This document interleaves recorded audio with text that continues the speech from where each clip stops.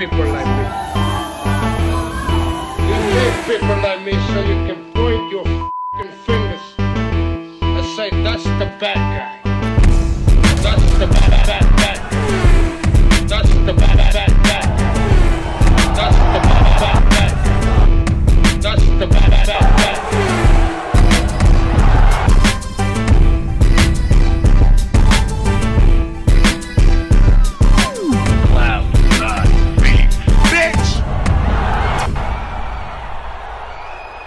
Welcome to the motherfucking relay. We're covering today's top boxing news.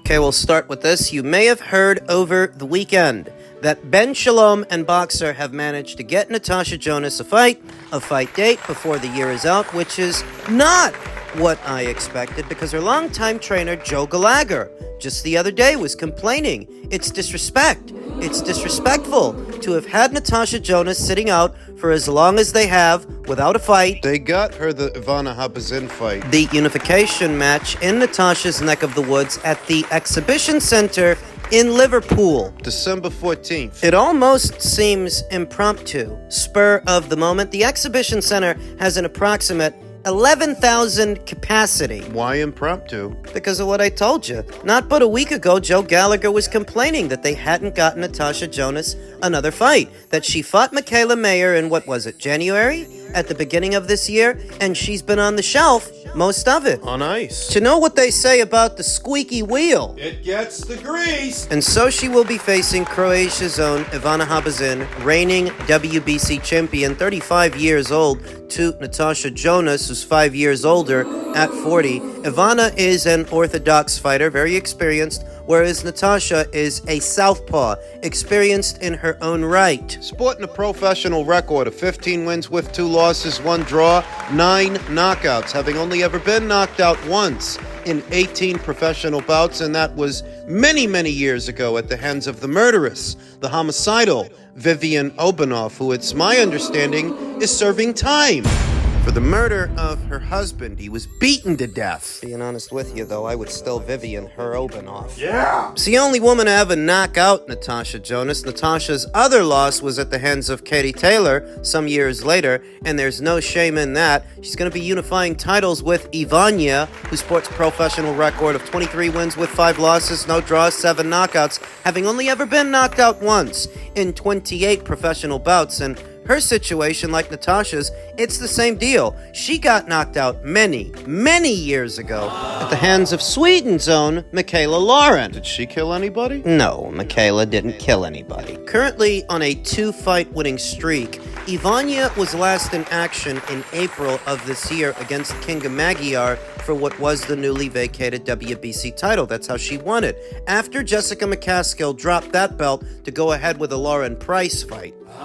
Ivana was Jessica's mandatory challenger, and when push came to shove, Jessica dropped the belt to go for a bigger fight, a bigger payday with Lauren Price, leaving the belt available for Ivana to pick it up. Ivana is seasoned, world-traveled. She's been in there with a lot of good fighters. Natasha Jonas will be the next. Cecilia Brækhus, Michaela Lauren, Clarissa Shields, Terry Harper. And they all beat her. Whenever Ivana Habazin has stepped up in class, she's faltered. She's come up short. And I think she's about to, again, in December against Natasha, who's currently on a 6-fight winning streak. 6 fights since her decision loss to Katie Taylor in May of 2021. She's fought 6 times since then and won 6 times since then. Though if she wins, what is she going to do after that? Is she going to keep fighting? Because it's my understanding that this was intended to be her last year in the sport. Joe Gallagher said it last week. He didn't even think Tasha should keep fighting. She's got an analyst job. She's doing commentator work. She's making money. Why not retire? That's what he said. So if she caps off the year with this Ivana Habazin fight, wins, and becomes unified welterweight champion, what? She's going to stick around? She's going to pursue a Michaela Mayer rematch or a unification with Lauren Price? She's 40 years old. Though she doesn't look it. There are still 1 or 2 big fights to be made for Natasha Jonas. right there in the welterweight division. Is she going to pursue them if she wins? We'll see. It's really not what I expected because Joe was complaining. They were taking too long to get Natasha a fight date, and given that there's really only 1 month left in this year, I didn't think they were going to get her back out there, but apparently they are. This is really tight, though. You're talking about a fight December 14th. That's only a little over 4 weeks from now. Less than ample time to promote a show. Ideally, you want to have at least 6 to 8 weeks. That's why all of this reads as impromptu. There are only 2 months left in this week. What? There are only 2 weeks left in this month. And 2 weeks into the next, that's when the fight goes down. Well, they got it. I think Natasha Jonas wins it. I think Natasha has a higher ceiling. She's just more talented all around than Ivana. Even though Ivana's more experienced and 5 years younger, Natasha's just better. Better all around. We'll talk more about it as the fight date approaches. In men's middleweight news, newly installed WBO president Gustavo Olivieri said, "Be advised, promoter George Warren of Queensbury, on behalf of Hamza Sheeraz, confirmed fighter will withdraw the mandatory against WBO middleweight champion Janibek Alimkhanalai. Today's purse bid is cancelled. Committee will reconvene to determine the next steps." Veteran boxing scribe Jake Donovan reacted to the news by saying, as expected and previously reported by Ring Magazine when the site was still active, Hamza Sheeraz will move in a different direction for his first world title fight, most likely versus Carlos Adames on February 22nd in Riyadh. Janibek versus Hamza WBO purse bid is cancelled as a result, and it's peculiar. The whole thing is peculiar because what Jake is saying is Hamza's about to fight Carlos, but Carlos has been saying he sent Janibek an offer. Check your email. They've been going back and forth for at least a week about a supposed email that Carlos's people sent Janibek for a unification match. How could that be true if they're enthralled in negotiations with Hamza? For February. Understand that February of next year is not far away. There's not much remaining in this one. We have what remains of November, all of December, then January. Then February. Just enough time to get the fight between Hamza and Carlos done, then announce it. If they haven't announced it yet, it's because it's going down on the undercard of Daniel Dubois' next fight. Begs the question, if Carlos is negotiating with Hamza, why is he taking shots at Janibek, claiming that he wants to fight Janibek, likely selling wolf tickets? Bingo. So you have to kind of use your common sense on this one, your powers of discernment. Turki El Sheikh is invested in Hamza. I believe he's made 2 appearances at Riyadh season, so there's more money in it for Carlos in fighting Hamza than unifying with Janibek. Just unifying with Janibek. With no Saudi money behind it, it wouldn't pay but so much because neither Carlos or Janibek are all that popular. Hamza's got Saudi money behind him. Janibek doesn't. Even though Carlos and Janibek are the ones that have got all the backstory and all the back and forth, at the end of the day, you're going to go where the money is, and the money is with Hamza. Would seem that Hamza has a preference. There is some backstory there between Janibek and Hamza.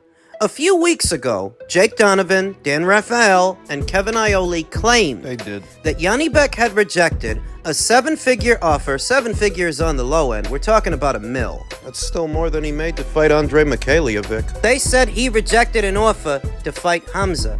Janibek Alimkhanalai denied that. He denied ever receiving an offer, rejecting an offer, but that was the story a few weeks ago. So that a few weeks later, it's Hamza that walks away.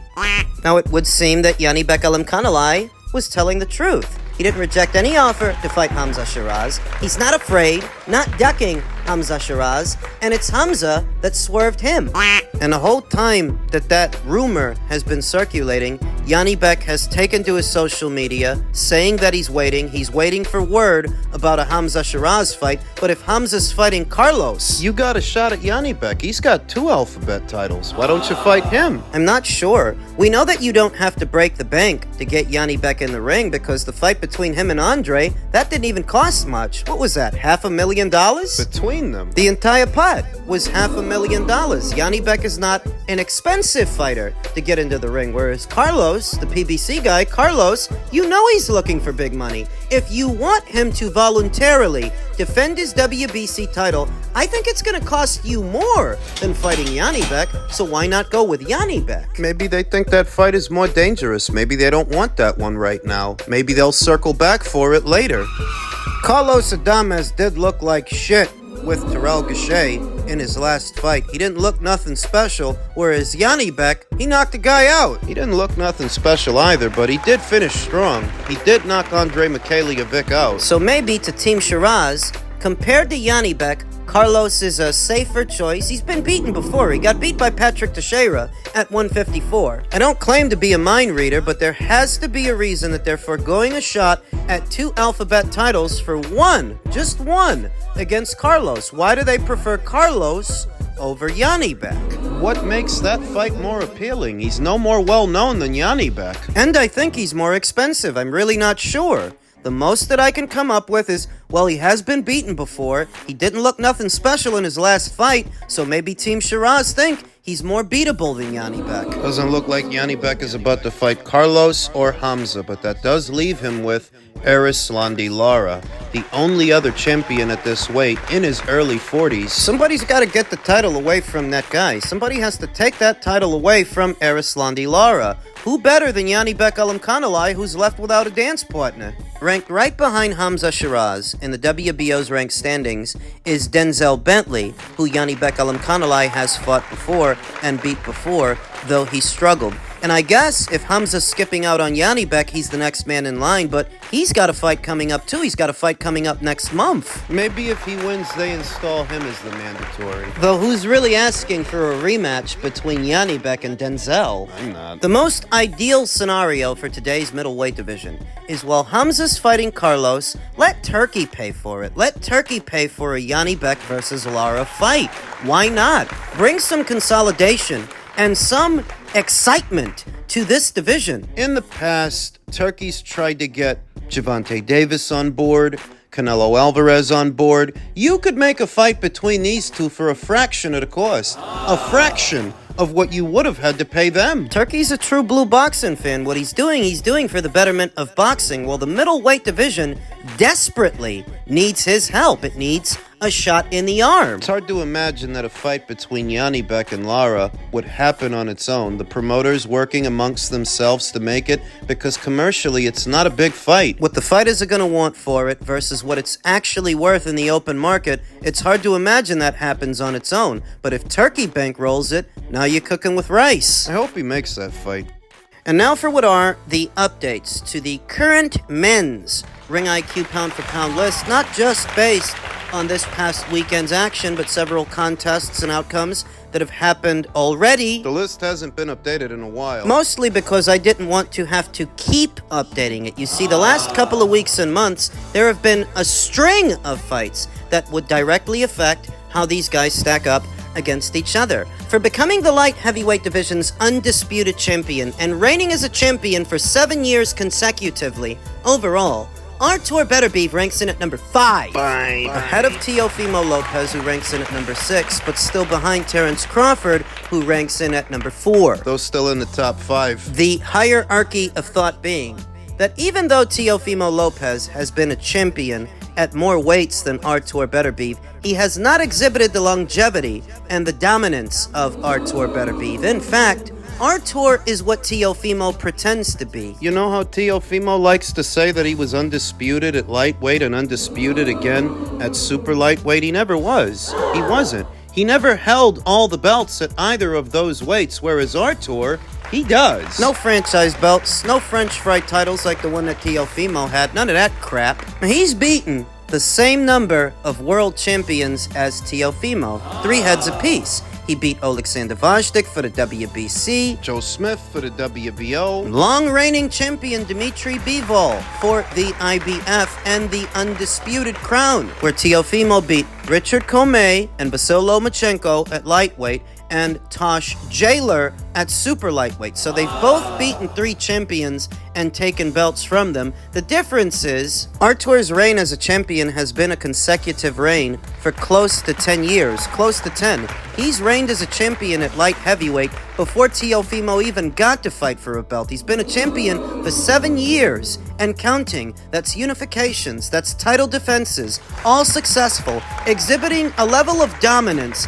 that Teofimo hasn't exhibited anywhere. That kind of longevity and points for style is what pushes him over the top. Past Teofimo, that you might have been a champion at one more weight than Artur Beterbiev has, but at no weight you've ever campaigned have you been as dominant as this guy. 7 years. In the lower tier, Zurdo Ramirez comes in at number 8 for his dominant points win over then WBO champion Chris Billum Smith. He comes in at number 8, ahead of Bam Rodriguez and ahead of Shakur Stevenson. I think some people aren't going to agree with that. They're going to say Bam and Shakur are more dynamic fighters than Zurdo Ramirez, and maybe in your head they are, but this is a meritocracy. You achieve a rank based on merit, what you've actually done, not what somebody thinks you're going to do. I don't have to postulate. Zurdo Ramirez has been a champion at the same number of weights as Bam Rodriguez and Shakur Stevenson. They're all 2-division champions.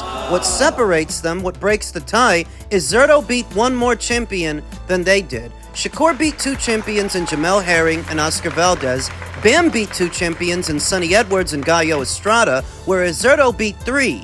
He beat Arthur Abraham for the WBO at 168, Chris Billum Smith for the WBO at Cruiser, and Arsene Goulamarian for the WBA, all at Cruiser. 3 champions to there too. Now, if Bam fights in a unification match or Shakur fights in a unification match and they unify titles, then they'll move past Zurdo. But for now, momentarily, Zurdo comes in at number 8 and they rank behind him. How many guys at 168 do you think can move up the cruiser and win a title? Because that's what Zurdo did, and that's not easy. How many guys at 175? Oh, sure, maybe Artur can and Dimitri, but what about the others? It's not easy. The jump from 175 up to cruiser is not a jump that everybody or just anybody can make. You're talking about an additional 25 pounds. The guys you're fighting, they're practically heavyweights. And then imagine what they rehydrate to. Even if you haven't been high on Zurdo Ramirez's campaigns at 168 and 175,